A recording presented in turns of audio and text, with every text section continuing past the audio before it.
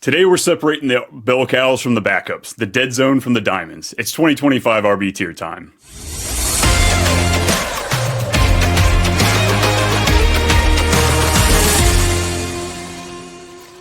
Yo!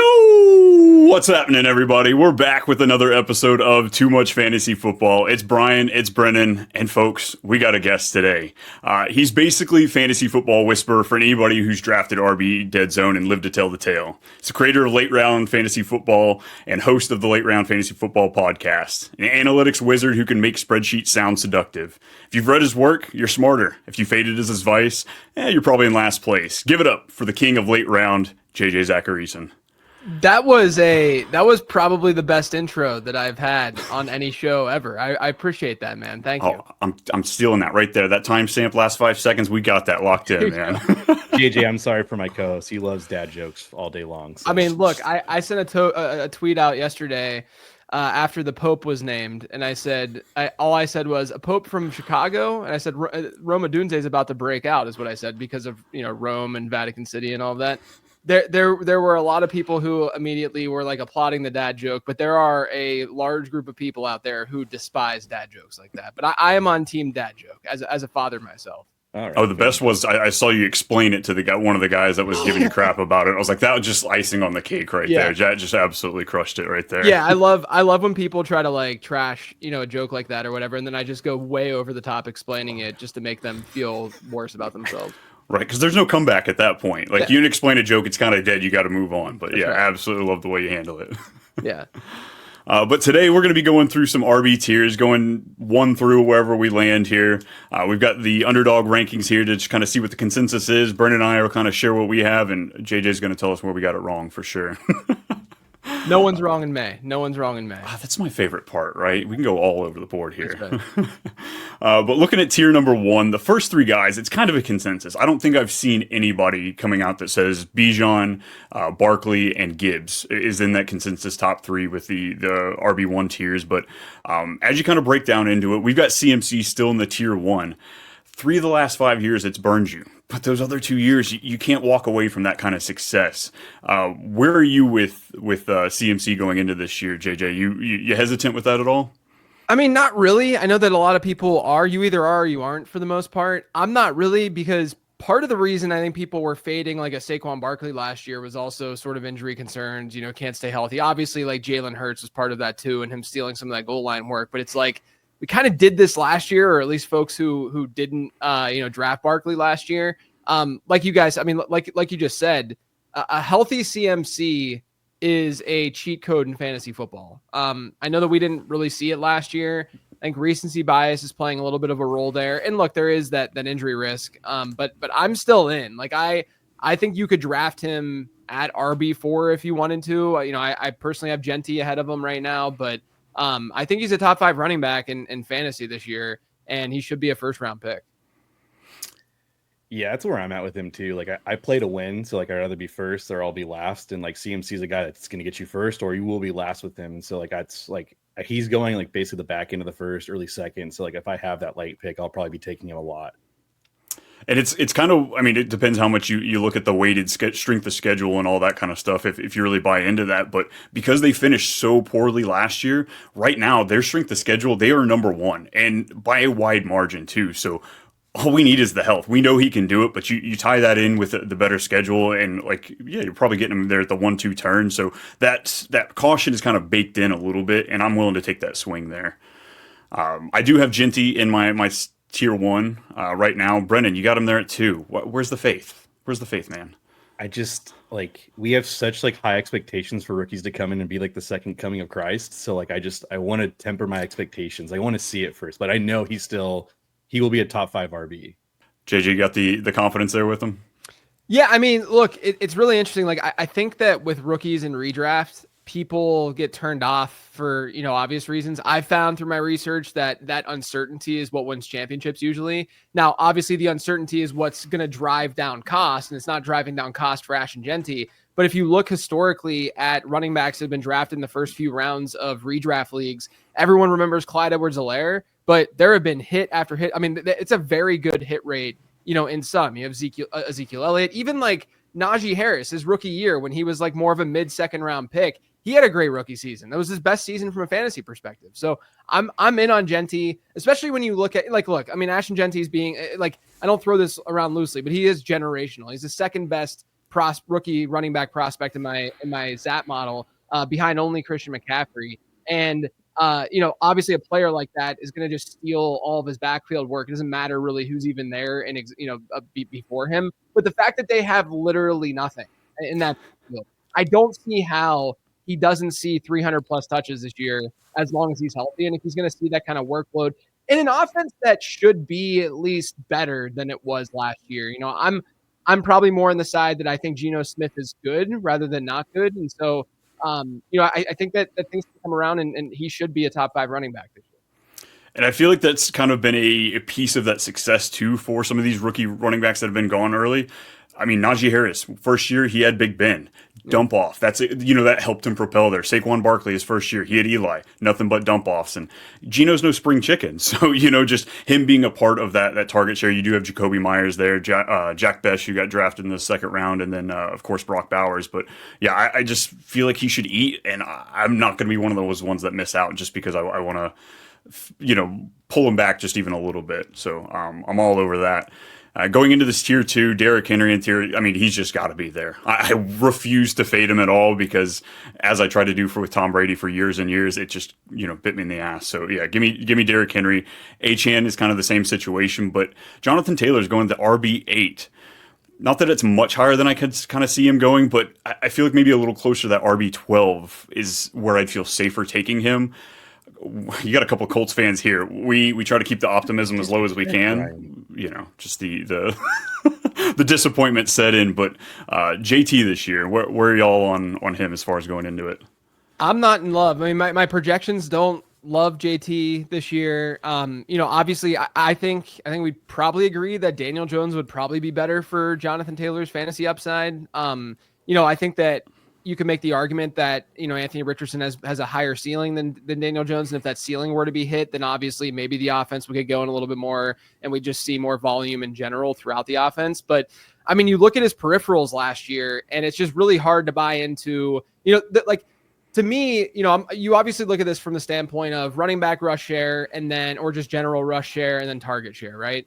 And so if a player like Jonathan Taylor and that kind of archetype is in a poorer offense, unlike a Derrick Henry, who's probably going to see, if you look at Jonathan Taylor last year, he had a sub 8% target share per game rate. Obviously he's going to steal a lot of the running back work. He had it looks like a 94% running back rush share per game rate. So he's seeing basically all of the running back touches. But when you're in an offense that's not projected to be Baltimore's offense, right? Like the reason why we are into Derrick Henry, he might have identical peripherals, probably even worse from a rush share perspective and running back rush share perspective, Derrick Henry would. But, Henry might see a 6 to 7% target share. Jonathan Taylor might see a 7 to 9% target share. But the offensive difference is everything because that kind of archetype, you need them to score touchdowns. And not only do I think that A-Rich is actually more of a threat at the goal line than even Lamar Jackson is just because of the way that he'll throw his body around a little bit more. But on top of that, like I said, I mean, you have an offense that's going to have more scoring opportunities for a guy like Derrick Henry than Jonathan Taylor. So, in these kind of situations, I always want to find arbitrage plays and be like, oh, don't get Derrick Henry when you can just get Jonathan Taylor a handful of picks later. But number one, the price isn't that significantly different. And then number two, I don't want to make that argument because I don't think Jonathan Taylor is in that great of a spot this year. I just got more sad and sad after JJ kept talking about the Colts. Man, I'm not gonna lie. No, I get it though. I think there is a little bit of bias for me, but I just one of those things. When I watch him play, he's just an elite talent. Great. Obviously, everything else like that's I understand that. With their perspective, if Daniel Jones is in, he'd obviously have a little bit more of a higher fantasy ceiling. So I do get that. I just hard not to have him in that tier 2 though, with everybody else because he is talented to that level, where he can win you the league and. Obviously, he did it last year. That stretch, he had an amazing stretch at the end of the weeks 14 through 16. Do we need to bring up who he was playing though? Play who you play. Yeah. Awesome. So going into, I'm going into the next tier. Brennan quite isn't though. We got Josh Jacobs. I've got him as a tier 3 running back for me this year, or so far this year. Brennan, you're looking at him as more the tier 2 guy. Why? I mean, the confidence is still there. We might get something replicated that we did last year. He's just like on the fringe. Like he's like, you can make an argument for tier 3, tier 2. Like, but I understand that, they might want to try to include Marshawn Lloyd a little bit. But like at the end of the day, like, I could see him just being the featured cowbell and just keep rolling with that. And so like at that point, it's like, I'm very comfortable with Josh Jacobs being my RB1. He's like that very end of it, but I still feel very confident that him and the Packers are going to be rolling along just like how they were last year. I feel like it was a really heavy. It was a lot of Josh Jacobs there. I mean, yeah, we had Marshawn Lloyd. We missed him out on a lot, but that passing game, there has to be some regression moving back that way. Whether you're a golden guy or not, he should help this passing offense. I want to say we're going to see more touchdowns in that passing game. What are your thoughts on that, JJ? Yeah, no, I agree. I think that we shouldn't expect Josh Jacobs to have 15 touchdowns again on the ground, and that that really did help sustain him last year. It's not like he was like unbelievably efficient, but I will say this, like he's also kind of part of that archetype group, right? Where he's not a player. I mean, I'm looking at it right now. He's seen higher. He had 3 years in a row where he was higher than a 10% target share. In Vegas. But he's never been, he had the one spiked year where it was around 13% per game, but he's usually, in that like 10 to 11% range. Last year, he was just under 10. And so he's still kind of in that like same grouping of like what we would expect out of a Jonathan Taylor. Now, Taylor, to your note, Brennan, like he's going to have more of those spiked weeks because of the big playability like we saw down the stretch last year. So that's a little bit enticing. But I do think from like the week in, week out predictability angle, at running back, I do think we're probably going to get a little bit more from Jacobs this year versus Taylor, because their backfield share could look semi-similar. Maybe Jacobs doesn't see as much work on the ground.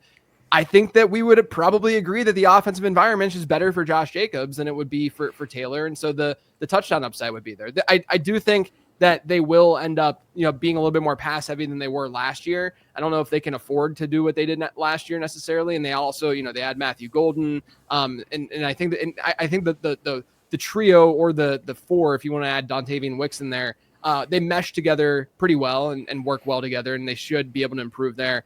And Jordan Love hopefully is healthier this year, right? So that's going to also help the offense out. But I actually right now have Jacobs one spot ahead of Jonathan Taylor. So I think that it's just a very similar kind of archetype type running back. I'm going to throw that word around a lot because that's kind of the way that I look at these guys in terms of how they score fantasy points. And, they're in that grouping with a guy like Derrick Henry, let's say, but Henry again is just in a way, way better offensive environment. Yeah, that's kind of the deciding factor, I think, between those two guys for me would be the offense. It's just the Colts. We have no idea how successful they're going to be. Could be bottom 8 as far as offenses go this year. Some of the last two guys we have in tier 2. Brennan, you got Kyron Williams. I've got Chase Brown is still in the tier 2. I feel like he was a big winner this year in the draft. I really thought they were going to put a little bit more capital. Taj Brooks out of Texas Tech ended up going there. And a lot of the greatness that came from Chase Brown last year was the price. You're picking them off waiver wires in some leagues, but is spending that RB12 price on him we can still get that return. This offense is amazing, and the defense, they didn't get much better. Yeah, I'm in on Chase Brown. At this kind of cost, like if he were to be a RB6 or 7 or something like that, I'd be out. But, I think that low end RB1, high end RB2 range makes a lot of sense for him just because we saw the upside down the stretch last year where he was a top 6 running back in fantasy football. And, realistically, do I think that Taj Brooks has a chance to be an effective running back in the NFL? Sure. He had a decent enough production profile. Matt Waldman, who is one of the best at grinding film. It was one of his favorites entering the draft. So, I have to take that into consideration. My model didn't really love Taj Brooks, didn't hate him, just kind of saw him as neutral. Part of that, though, was because I don't know if his pass catching profile is like that elite and that great. And I think that's what this really comes down to for Chase Brown, is that Taj Brooks is a player that'll step in and probably take a little bit more of that early down work from Brown.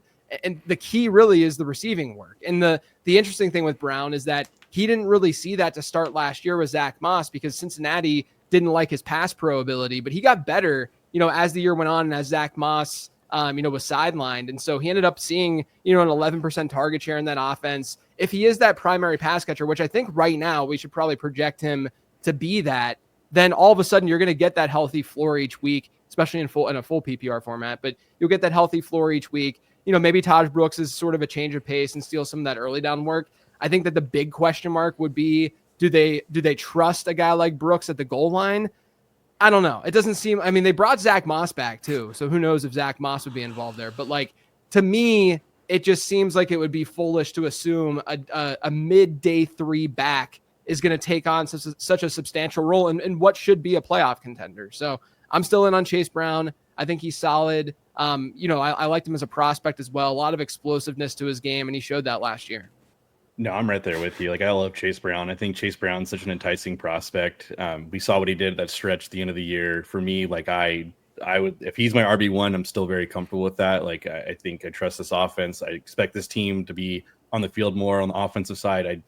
Their draft was okay. Like, Shamar Stewart was a, intriguing prospect. Obviously the sacks weren't there, but I expect this team to be on the field on the offensive side a lot more, or just about the same as they were last year. Next guy, like I said, Brennan's got Kyron still in that tier 2. I begrudgingly had to put him in tier 3 here, and I'm battling back and forth. It's so easy to with this, just like you saw some of the inefficiency numbers as a runner there at the end of the year, but it's also a Sean McVay guy, and like he loves this guy, and it might also have to do with the Jarquez Hunter love, I'm grabbing them everywhere in best ball just because it's or not best ball in dynasty drafts just because they're letting them sit there.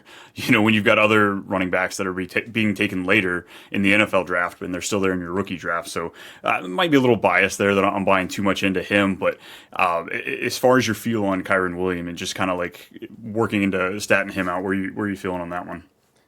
I think that Kyron, I'm probably going to be a little bit lower than the market on Kyron. I think right now I have him at like RB 15, so it's lower than what it was he at RB 11 or so. Yeah. So the main reason is, first off, one of my favorite, like every show that I did pre-draft, when they would ask me like my favorite day 3 sleeper, I said Jarquez Hunter on every single show. So there might be a little bit of bias here because I love Jarquez Hunter as a prospect. I think he's very, very good. He was top 10 in so many different, like explosive run rate and missed tackles forced throughout his career at Auburn within this draft class. And he has explosion. Like that's the thing that when you look at Kyron Williams, when you look at Blake Corum and you look at Jarquez Hunter, the funny thing is all of them are on the smaller side as running backs, right? They're like low 200s, high 190s, weight wise. And obviously Sean McVay has ridden Kyron Williams over the last couple of years, and he's not afraid to use that kind of running back in that way. And the coaches from that tree usually will often rotate their running backs by drive as opposed to down and distance. And so when the Rams went out and they got Blake Corum last year, my thought was that he should probably dig into Kyron Williams' workload to some degree. Didn't happen, obviously, but I think the intent in drafting Blake Corum was to have a copy paste of Kyron Williams in that backfield for, Kyron's on for 2 drives, Blake Corum's on for 1, and just kind of cycling through that way. Well, now you get Jarquez Hunter in the mix, who I think is a better prospect than Blake Corum. And so Jarquez Hunter's in the mix now, and you look at his speed score, how he ran his 40 and you adjust that for weight. His speed score was elite, was way better than what we have there. His breakout score, which is a metric I use in the ZAP model, which is receiving yards per team pass attempt adjusted for age and strength of schedule. Like so many of his metrics were better than Blake Corum's. And, Kyron Williams had a decent receiving profile, but he was not explosive at all coming out of Notre Dame. And so I look at these 3 guys, and Kyron saw a dip in performance last year on a per touch basis. Like he was not the same running back year over year. He really got by on that volume. And I'm looking at what the Rams might be thinking. Kyron Williams last year of his deal, maybe they want to give up on him after this year, and then Jarquez Hunter can step in. And so late in the season, I could see a scenario where they're not using Kyron Williams as quite the bell cow as he's been over the last couple of years. And late in the season is when we care about fantasy football the most, because that's when the playoffs are happening, right? So I'm a little bit concerned about what that could look like for Kyron down the stretch. Wouldn't surprise me at all if like the front half of the year, he's like the same kind of bell cow that we've been seeing. But I do think the intent with LA is to sort of like rotate these running backs around and use them interchangeably because they are kind of, here's the word again, they all are kind of the same archetype. Yeah, you're not wrong. Like for me, like why I had Kyron so high is like because obviously like Sean McVay got burned after Todd Gurley signing, and he went on record was like I'm never going to sign a running back again. And then obviously came out and said Kyron, yeah, we definitely could see him extension. So that's why like I'm like all right, so they have faith in him. But like Jarquez Hunter, your archetype, if I'm not mistaken, JJ, it's like over 6 feet, over 200 pounds, like the perfect prototypical. Yeah, I mean like. Back. So like the prospect model looks at weight, but it's more so things like play off of each other, right? So like I'm concerned when a small running back weight wise has a really crappy receiving profile, or I'm concerned when a small running back also has, not the greatest speed score in the world along with a crappy, receiving profile. Now, like I wasn't as in dynasty as I should have been last year on like Bucky Irving. I think that he's more of the exception to the rule though. And then Kyron Williams obviously had a great receiving profile in college. It really wasn't his issue coming out. But I am surprised. Like, I don't think that Kyron Williams would be used this way on 31 NFL teams. Like, I think that it's okay to recognize as like fantasy analysts and fantasy players that like sometimes players find the ideal situation for them to thrive in fantasy football. And I think Kyron Williams in this case, he found that situation. I don't think he's this like overly special running back, but I think that he's solid. Like he's a good player, but this kind of player in another environment likely doesn't see 20 plus touches a game, like Devon Achane to a certain degree too. I don't think that we would see Devon Achane getting the work that he's getting, in Miami had he fallen somewhere else, in the draft. So like, I think it's okay to recognize that and recognize the biases that these teams have. But at the same time, like I'm trying to sit here and trying to be as rational as possible and say, I think Jarquez Hunter is really talented and, his size is pretty similar, but he's a lot more bursty and has a little bit more explosiveness. And that's really attractive because that is what the Rams have been missing in that backfield over the last couple of years.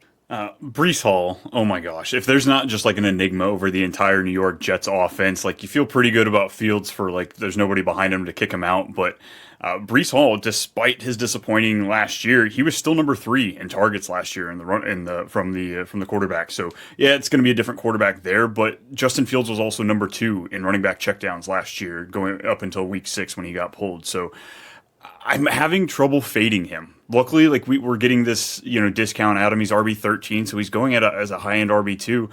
I feel okay taking that risk. I don't know why. I want to hurt myself a little bit just dabbling into the Jets offense. But I mean, if you need to, talk me off this ledge a little bit.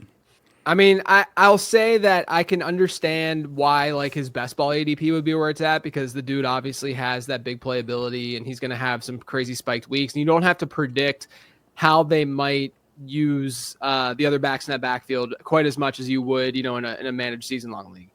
With that being said, a couple things. Like I'm usually a little bit like I'm going to be a little bit more cautious when it comes to running backs on teams with new coaching staffs because the coaches did not, unless they drafted the running back, like Ashton Geanty going to the Raiders. Like I'm not concerned with that because they obviously handpicked him. But I'm concerned with the fact that the Jets have this new coaching staff. They came out and they said pretty early on that they're open to a committee.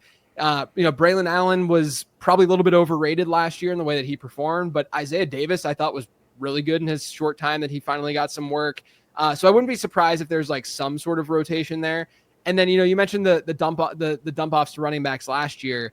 Over the larger sample with Fields, there is the lack of, I wouldn't even say dump offs per se. I'd just look at the general scoring that we've seen from his skill position players and offenses that he's led. I think the highest that his backfields have been in terms of points per game has been like 13th, and usually they were below 20th as a team backfield. That 13th was when he had David Montgomery, and then last year, even with Pittsburgh, when he was under center for them, and you look at how many points per game the backfield was scoring, they ranked like 25th, 26th, and then they finished the season like 14th in PPR scoring at running back because when Russ took over, they were just using and deploying their running backs a little bit more favorably. So, I'm not in or out. Like I understand the upside case, so I can understand drafting him because I think he's a talented running back, and I think he's very, very good. My hesitation is just, what we've seen historically from Fields. We know that mobile quarterbacks too are typically not great for running backs in fantasy football. Like that's one of the things that I've researched quite a bit is that, everyone thinks like, oh, but they're going to be more efficient, which is true. We're going to see Breece Hall probably have a more efficient season per touch, but there's only so many plays run per game for an offense. And when a quarterback is taking some of those plays for himself, that means there's fewer plays for the other players in that offense just naturally. And then also, once you get to the goal line, there's the chance that they get sniped from the quarterback as well. And then on top of that, how good do we feel about Justin Fields as a player? Like I'm not there. I'm not quite there that he's going to be the answer for them. So I think that there's definite downside. There's definite upside. It's going to come down to your risk tolerance.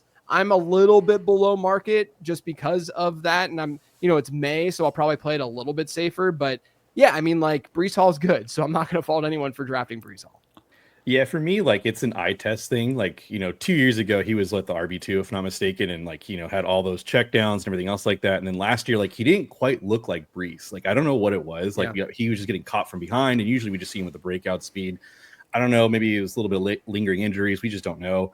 I have a hard time taking, I don't know, him over Joe Mixon, a couple of those guys, even James Cook. I'm just I don't know, just there's something about it. So and like you said, it's a new whole offense. Everyone's expecting this whole new Detroit offense, but we don't really know that. We don't know what this offense is going to be. So I'm a little bit that's where I linger with him a little bit, but it's hard to not have him in the same tier as these guys because he is still talented at the end. Well, you brought him up. I wanted to ignore this conversation, but let's talk some James Cook here. I've got him as a tier 4 running back for me. Brendan, you got him there at 3. I believe it was 56% of his fantasy points came from touchdowns last year. I just don't see that even close to replicating this year. It's hard for me to get in on that. I wasn't in on him last year. I faded him a little bit more than I should have. Obviously, it bit me there for a lot of the season. But coming back into it, I don't want to emotionally react. And I feel like that's you see it every summer. We start reacting to last year. The emotions fall in. That's why running backs were such a huge discount last year. We spent all best ball summer talking about grabbing wide receivers and grabbing the good ones early, and then you've got gems like James Cook and Derrick Henry falling farther than they should. But going into this season, James Cook he's got to be due for some regression. Yeah, I like Ray Davis. Yeah, look, he's not going to score 16 touchdowns on the year. He probably outperformed just based on a couple different formulas that you could look at in terms of expected touchdowns. He probably outperformed that touchdown mark by 6 or 7 last year. So that's huge from a regression standpoint. Here's the crazy thing though. I started analyzing fantasy football and started doing all this 15 years ago. I'm old. Okay. I'm now a dad and I went through my 20s, just doing this and analyzing the game and stuff like that. But 15 years ago, a guy like James Cook year over year, he'd be ranked as an RB6 in fantasy. People would be looking at what he did the previous year. They'd throw him in there and they'd say, yeah, of course I'm drafting James Cook, but people are getting sharper.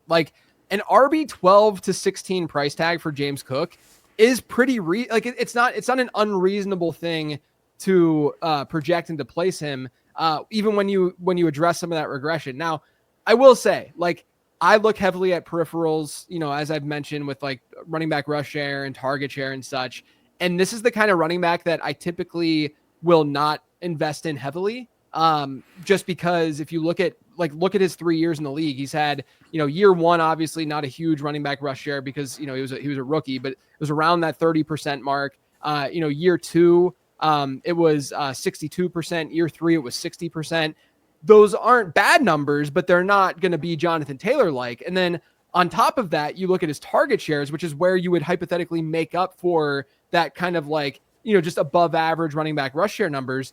He hasn't been at a 10% target share per game rate at all throughout his entire career. He's going to see spiked weeks here and there, but that was why we thought the Bills drafted James Cook, was that he would be a dynamic threat out of the backfield as a receiver. They haven't used him that way at all. In fact, they've been using Ty Johnson in that way, and they did that last year with him. And he was good at doing that. Ty Johnson is a good dynamic pass catcher and a good change of pace back. And so I think because of all of that, I'm probably going to end up being more out than in on James Cook this year. But I just have to shout out, the fantasy football world for being pretty rational with where they're ranking him. I don't think if anyone wants to draft him from RB 12 to RB 16 or 17, I don't think that's a bad call at all. It's not that big of a deal to me. If he were being ranked in the top 10, if you were drafting him over Josh Jacobs or even Bucky Irving, right? Where Bucky Irving probably profiles to have a similar, maybe a little bit of a beefier, target share or what have you, but a similar-ish kind of peripheral profile, but he's just got the upside of just being better, right? like, and he doesn't have the Josh Allen impact of stealing touchdowns, like then we should be going Bucky Irving over a guy like James Cook. But if he's going after that, I'm not going to fault anyone for taking James Cook over Kenneth Walker or Joe Mixon or something like that. Like I think that I would make the opposite argument, but I wouldn't fault anyone for doing that. Omarion Hampton, I mean, we finally got a first round pick that really fell in. Like there were so many guys that went not quite to where the Emeka Egbuka one, just head scratcher there completely. But Omarion Hampton, there was a lot of people projecting him to go to the Chargers. And I think it's a great fit for Dynasty overall. Going into this year, I am going to be a little hesitant. Najee is there. And the only way Najee's coming off the field is if the coach pull him there because the guy just doesn't miss games. So I have him we both have him kind of as a tier 4 running back, just above that RB dead zone as we get into like these RB 18 plus. I don't know. I feel like you're going to have some spike weeks, but if Najee steals a couple goal line touches from him, or just he doesn't quite get the work we need, you could be left there with a 6 to 10 performance from him in multiple weeks. And I guess I don't know how. I don't want to overreact, I guess, to this great landing spot. Yeah, I have a feeling that, especially when we get into August and home leagues we're drafting and such, like he's going to go off the board at like RB 25 or 26. Like he's not. Like he's not going to be, like best ball drafters in May are sharper, like they're smarter. They're going to be drafting him as a mid-range RB2 because they understand the upside case. And look, historically, I've studied a lot about the running back dead zone and about RB2s and the kind of archetypes that we want out of that range of your draft. And typically the guys who hit are the immense pass catchers. Like if you can get someone who is going to see a lot of work through the air, and ideally, a younger player who can catch passes. But rookies that are in that area dominate. They do so well. And so this year we get Omarion Hampton, you get RJ Harvey as well. But Omarion Hampton is sort of in that, like, I've written in depth about ambiguous backfields as well, and how the uncertainty is what drives down the cost for these players. So the uncertainty being, well, how is LA going to deploy their backfield if Najee Harris is there? Totally understand that. But the idea here is that that's already driving down their costs. And the question we should be asking is, what if Omarion Hampton emerges and Omarion Hampton all of a sudden is a bell cow for LA, or Najee Harris gets hurt because there's another out here for Hampton to be a bell cow? Then all of a sudden he's probably a top 12 to top 15 back, right? Yeah. And so, the only thing I'll say negatively about Hampton, because I loved him as a prospect, he looks really great in my model. Typically like back half of the first round running backs give us an RB1 season during their first 3 years of their career at like a 50 to 60% rate. Like it's all looks good, from that perspective. The only thing I'll say is that I think the Greg Roman offense, I love the fit, right? Like power back. This is obviously what Greg Roman wants and loves, and same with Harbaugh. But his offenses have not been nearly as friendly for running backs as people think. If you look at, he's been an offensive coordinator for 10 years now. And in those 10 years, his backfields have ranked on average in terms of target share, 26th. So an average year in a Greg Roman backfield ranks 26th in running back target share. And then meanwhile, he hasn't had a single backfield that's ranked in the top 10 in PPR points per game collectively. So in any of those seasons. Now, you look at his personnel that he's dealt with, you look at the quarterbacks, he's played with mobile quarterbacks, all of that stuff. But it does signal to me that I think Omarion Hampton has an unbelievably good floor, at least when looking at him as a prospect, like in the first few years of his career. But if he does get that opportunity, maybe the ceiling isn't quite as high as people would think. But I like the talent enough. I like rookies in this area of the draft historically. The trends are there. Everything's there. So I'm going to be drafting him. But I do think, it's just the way that I look at fantasy football. I'm always like trying to poke holes in the upside argument. And that would be the hole to sort of poke there. Yeah, I'm right there with you. I'm an Omarion Hampton homer. So I like him as a prospect. I think he's, I like a great landing spot. I mean, for me, when you're talking about home leagues going at RB25, I got excited and I realized I live in Southern California. I have a ton of Chargers fans in my league, so that's not happening. Lad McConkey went like 4 rounds earlier than he's supposed to, so I have no hope.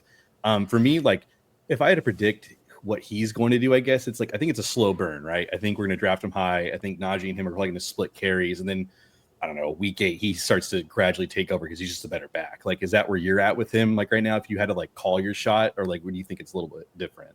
Yeah, that's typically what we see. Like a huge reason why I invest in rookies is that we see them outperform their ADP, like not only just in general when you look at full season numbers, but they outperform ADP at a substantially better rate during the second half of the season. And again, the second half of the season is where we want these guys to really start to blow up and to perform well. So yeah, I mean, like the difference too with like Omarion Hampton versus like a late round dart throw is that with a late round dart throw, you don't actually have to draft that player. You can just kind of have them on speed dial and know that, okay, middle of the season, I'm going to just start stashing rookies and see what happens. Right. But with a guy like Hampton, he's going to be rostered on some roster throughout the season. So you're going to have to hold that and say, let's hope that we can get some flex production while they appease Najee Harris for the first half of the season. But, you know, I had Najee Harris as a sell to start the off season. And I was I got plenty of stuff wrong, but the one piece that I felt good about was when he signed with LA, that they like, this is a team that is not going to be done at the running back position. When you looked at, they had Kamani Vidal and Hassan Haskins in the backfield with them. They were not going to be done at running back after signing Najee Harris. And so now obviously, Omarion Hampton being there, I just think he's the far, far better talent. Like Harris on a 1 year deal with like $5 million guaranteed. It's not a significant contract at all. Yeah. Hey, we saw how much they gave to J.K. Dobbins, and he got quite a bit of work. So, you multiply that out to Najee, that should be pretty good. Kenneth Walker coming in at RB20. Brennan and I still have him at the tier 3. So, we're calling this a bit of a discount at what we're looking here. He missed, 6 games last year? He was still top 13 in targets, despite having Zach Charbonnet, who has that role in him. We're getting Clint Kubiak up into this offense. They completely flipped the offense. The only thing we have that's similar is him and JSN. We got Cooper Kupp added to it, second round tight ends added to the mix, and then, of course, Sam Darnold back there as a signal caller. If this offensive line, which they have invested in, injuries plagued their tackles a little bit last year. So if we can get a little bounce back from that offensive line, I feel like Ken Walker, just the explosive playability that he has, I haven't really been in on him the last few years just for whatever reason. And I'm finding myself kind of clicking him a lot more here in best ball so far this summer. So thoughts on him? Yeah, I'm with you. I'm with you, like with the whole story of like not being super, super into him, throughout his career and stuff. But, last year, obviously, I think Ryan Grubb's offense favored that receiving ability out of the backfield a little bit more. Like they openly talked about doing that pretty heavily, going into the season. But with Kubiak being there, you got to be excited. I mean, I think it's the right kind of like, uptick that we could see out of the backfield performance with a guy like that. Walker is really going to come down to injury. I think folks are going to be afraid because he hasn't been able to stay healthy throughout his career. Obviously, wasn't able to stay healthy last year, but he did have a 14% target share per game rate. His running back rush share per game was well above 70%. And one thing that I'm trying to do more of this year, and I'll probably end up writing about this in depth this summer, but like last year I was in on drafting like Zach Charbonnet as a dart throw, right? And a lot of it had to do with the fact that I thought that maybe he would have some flex appeal. But then on top, and I kind of changed my tune once we heard more coach speak stuff out of that, like late July, early August. But especially in June last year, I was drafting a lot of Zach Charbonnet. And the idea obviously was like, maybe we get some flex appeal. Maybe we get some spiked weeks every once in a while. But what happens if Kenneth Walker gets hurt? And we saw, like Zach Charbonnet was pretty viable whenever Kenneth Walker was sidelined last year. But what I'm trying to do this year is think in the reverse, right? Kenneth Walker right now, what is he, RB20 right now from an ADP perspective? Yeah. Yes. He projects, he not only projects higher than that, just in general with a healthy Zach Charbonnet. What happens if Charbonnet gets hurt, right? Like, what happens if we always think about the RB2 and the RB1 getting injured, but what if that RB2 ends up getting injured when we're not expecting a bell cow situation in that backfield? And then all of a sudden, Kenneth Walker is a very viable top 8 running back in fantasy football. So I'm trying to do a little bit more of that. And I think that's one of the bull cases to make for Walker, that the upside's there. The downside is the injury. And if you don't want to take that on, fine. But it's a very violent game, and these players are going to get hurt. And at this point, Martinez time. Oh God. Brennan, give me a guy. Let's start cherry picking some of these lower ones. I guess my question for you, JJ, is like I'm having a hard time with RJ Harvey. I guess more so just because it's like, obviously Sean Payton loves to have a featured back, and like he got his guy. It's just everyone's like, oh, he's 24 years old, and wasn't the guy that everyone was expecting.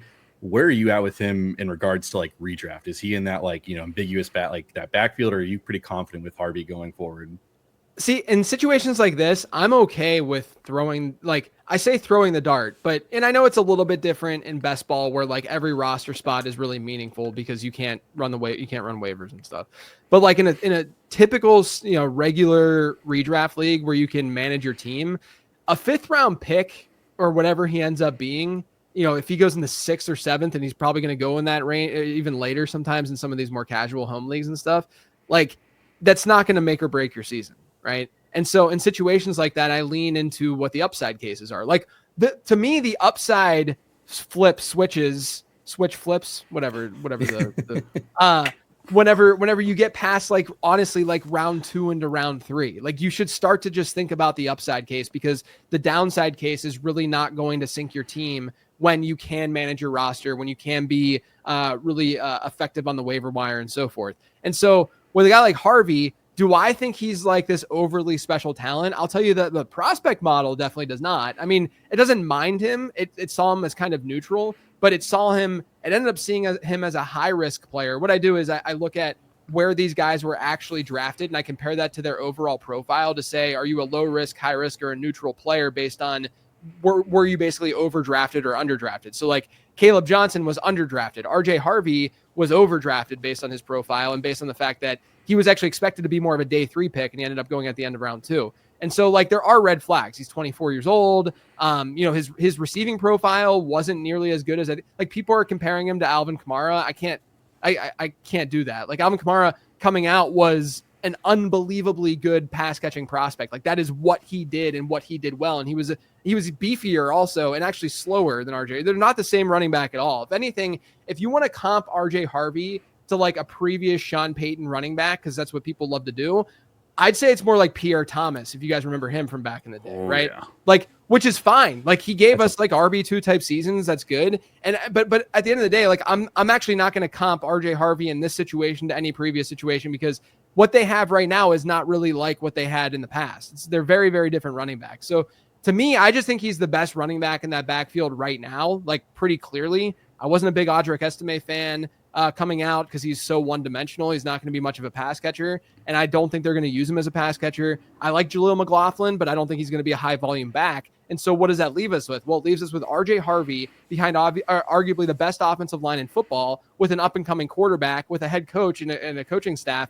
that is pretty great schematically for the position. Like we've seen them consistently. There was a stat that I threw out there last year that if you look at the top 20 running back target share seasons since 2011, Sean Payton teams owned like 11 of them. Like it was crazy how Sean Payton has just deployed his running back. So just from all of that, and then again talking about like this kind of range in the draft, rookie running backs will emerge pretty frequently. Putting that all together, I'm in. Like I will be in on RJ Harvey, even if my evaluation of him wasn't like super, super rosy. I'm just, you know, like if I'm looking at like RJ Harvey versus James Conner or something, I understand the Conner like floor case for sure, but I'm also trying to be realistic about, okay, he's gonna be 30 or however old he is. And, RJ Harvey might be old, but he's not that old. And you know, like situationally it's good, and he doesn't have a Trey Benson breathing down his back and all that kind of stuff. So like I am probably gonna be more in than out on Harvey this year. Yeah, it's hard to go. I mean, ambiguous backfield or not, it's hard not to, like you said, take that shot on the rookie where he is. And Pierre Thomas, yeah, I remember him. He took a Super Bowl away from us, I believe. Yeah, right. Sorry for bringing that up. Yeah, it's okay. It's okay. Opening the wound. JJ, I guess my final question for you is like DeAndre Swift, Brian Robinson Jr., Isaiah Pacheco, like they weren't really affected in this draft this year. Are we really undervaluing these guys? Like I feel like they should be going a little bit higher. I'll say that I think Pacheco of those guys is probably going to end up being the best value in drafts this year, only because like his reason can be excused best, where, you know, he was injured last year. And I had Jeff Mueller on my podcast around the time that like there were rumors that Pacheco was coming back. So it might've been like early November or something last year. And he was talking, he's a PT, and he was talking about how Pacheco's injury, like he was not like, don't go after him on the waiver wire. He's not going to, even if they try to give him a workload, he's not going to be relevant because it's an injury that you just can't bounce back from very easily. And we saw that happen like throughout the playoffs and everything. Like he was not the same running back. So at least you can explain that one away a little bit. And the fact that they didn't draft anyone aside from Brashard Smith, that's a good thing for Pacheco. DeAndre Swift scares me just because it's DeAndre Swift. We've seen him be a really inconsistent runner and inconsistent fantasy producer. But again, like situationally, it's definitely there for him. The guy that I'm probably out on most of those three would be Brian Robinson. Now, to be fair, I haven't been much of a B-Rob guy. I just think he's solid, and I want more than just solid, from my fantasy running backs. Even last year, his target share per game rate was still like 7 to 8%. And that was with an injury to Austin Eckler where he wasn't healthy the entire season. And I also think that like when you look at like projections and you start to like build them out, a lot of people make the assumption when they're not building the projections, which is fine. No sane person builds projections. So, it's normal to not build them. But the one thing I'll say is that it's very easy to fall into the trap of assuming that a team with an up and coming rookie quarterback or now second year quarterback who only added to the offense, et cetera, that they're going to take this massive jump from year 1 to year 2 in terms of how many touchdowns they're going to score. They should take a jump. There should be that jump. But realistically, Washington scored a lot of touchdowns last year. They were very, very good. Like Jaden Daniels can get better and improve as a player while that team may not see that number in terms of touchdowns, in terms of yardage and stuff, improve so dramatically. And so when you kind of compile all of that, you look at B-Rob and you're like, why would we expect that much better of a season than what we saw last year? And what we saw last year was kind of just fine. Wasn't like something that you were, going to win a championship off of. But again, like I do think he's probably a better in best ball kind of player just because he's going to be touchdown dependent and you can swallow those L's and those valleys a lot easier in that kind of environment. It just hurts because I lived up in Lubbock through the Cliff Kingsbury years when he was out there at Texas Tech, and if there's one thing the guy does, he does the same thing over and over. It seems That's like right. So he does love to run it when they get close. So you could be completely right about Brian Robinson this year, and his touchdowns could carry him up into the way where you're like, okay, he finished above ADP. So it's not really a sticky stat when it comes to touchdowns, but it's Cliff Kingsbury. He's a little sticky. I saw him all over posters. That entire town loved the man, him and his hair gel. Last guy, or I guess backfield I want to talk about here is the Vikings. Aaron Jones completely outperformed where I thought he was just as an older running back. We start fading him as they get it there. They made the trade for Jordan Mason. So as far as him being that heavy down guy, like down there at the end zone, maybe he steals some of those touchdowns, but Aaron Jones was still heavily involved in the passing game of the offense. Kevin O'Connell loves to run that type of offense, having him back there helping out JJ McCarthy. It's hard for me to fade him. He's another year older, and yet I might be more in this year than I was last year. Yeah, I mean, look, any quarterback from, again, that coaching tree, we should feel pretty good about them being able to post numbers. Like, I'm going to be above market on JJ McCarthy this year, aside from his elite first name, of course, and that being that influencing me.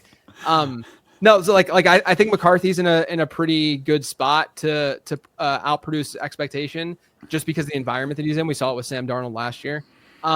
And with Aaron Jones, last year he had a 67% running back rush share. I think we're probably going to see closer to like 55% this year instead of that 67%. But Aaron Jones is, I think of this like era of running backs has been the most underrated pass catcher of all of them. Like he's just so good as a receiver. Like you can line him up all over the formation and he can do work all over the formation. And he's just been so consistent. I'm looking at his target shares right now, his per game numbers since 2019. He's been at or above, aside from his last year in Green Bay where he was like injured and things were weird. He was at or above an 11% target share every single season. Like he's going to see that work through the air. Jordan Mason doesn't have a history of being that pass catcher, and pass catching is where at running back is typically where fantasy championships are won, or at least where you're going to find the most value at running back. I don't mind Jordan Mason either because there's the potential of a Aaron Jones injury. He's older, there could be a fall off, all that kind of stuff. But Aaron Jones, if you're getting him closer to RB30 than RB20, then I think that makes a good bit of sense. Cause I think right now he's probably, like, for me, he's like a low end RB2 or so. Well, JJ, I cannot thank you enough for joining in, jumping in, hanging out with us for a bit. Appreciate your time. If for some reason people don't know where to find you, let them know where they can find you. Yeah, I'm on Twitter at Late Round QB, Blue Sky as well. And then you can find all my work, my podcast, the Prospect Guide over on lateround.com. Oh, and that draft guide's got to be coming out soon, too. Looking forward to that one. Yeah, soon enough. Pre-orders will be out there at some point in May. So yeah, it's a daunting thing to put together, but it's really fun once it's all out there. I could only imagine. It's a lot easier for me because I'm usually sitting in the backyard underneath the sun, just reading through it. It's a lot easier for me. Getting sunburned. Yeah, I was pretty red yesterday for the show. Brennan, if people are looking for you, where are you at? You can find me on Too Much Bean Milk on X, and you can find me on the Fantasy Football Advice Network. JJ, I really want to appreciate, again, thank you for coming on and doing this. I just have one little quick question for you. Zach Charbonnet was your guy last year who you drafted a ton of. Who's going to be this guy this year for you? Like, who do you think you're going to walk away with a ton of shares of? Oh, man. I'll probably, if I'm going to go deep, I'm probably gonna throw some serious darts, at least right now. Can I give you a few? Yeah, go throw them at us. Absolutely, yeah. Okay. So I'm gonna look like a short-term view if things don't change, and then more of like long-term and such. But the short-term view, I think Roschon Johnson is undervalued right now because we have to, in fantasy football, we're playing probability, and we have to ask the question: what if Chicago does not add to that backfield? What if they don't get J.K. Dobbins or Nick Chubb or whoever, right? Then all of a sudden, I think Roschon Johnson's better than Kyle Monangai. Monangai had really slow, bad speed scores, like 94. Didn't have much of a receiving profile. Those two things, he actually didn't even register a breakout score in the Zap model. So he's not someone that I'm going to be like I'm still throwing like random 4th round rookie draft darts at Monangai just in case, but I don't think he's going to be him, right? And so if they don't do anything, Roschon Johnson, had a decent enough profile entering the NFL. Obviously played behind some really talented running backs at Texas. So, there's a reason why his production profile wasn't as robust. I just don't think he's gotten a fair shot at the NFL yet. So new coaching staff, what if they're like, hey, we like Roschon Johnson? So that's one player who I think if nothing changes, like he projects at like RB40 right now. And that's in a backfield where if DeAndre Swift got hurt or something happens, like he could rise from there, but he gets drafted way after that projection. So that's one in the short term that could change very, very quickly. But I think that like the one, I'll give you one other one who is more of that long-term look. I'm a big Bashaw Tutin stan. I think that there's a chance that Travis Etienne is not a Jag in 2025. And that they do get rid of because he's on his 5th year of his rookie deal, that option. And I do think there's a chance that they end up dealing him for like a day 3 pick, a late day 3. Maybe he ends up in Chicago. Who knows? And so I think Tutin, number 1, was a really good prospect, really fast, great speed score, great weight adjusted speed, strong receiving profile. He actually comped pretty closely for me to Kenneth Walker coming out. And so, very similar size profile and similar speed profile. Kenneth Walker was more prolific as a production, in getting production, but there were some similarities.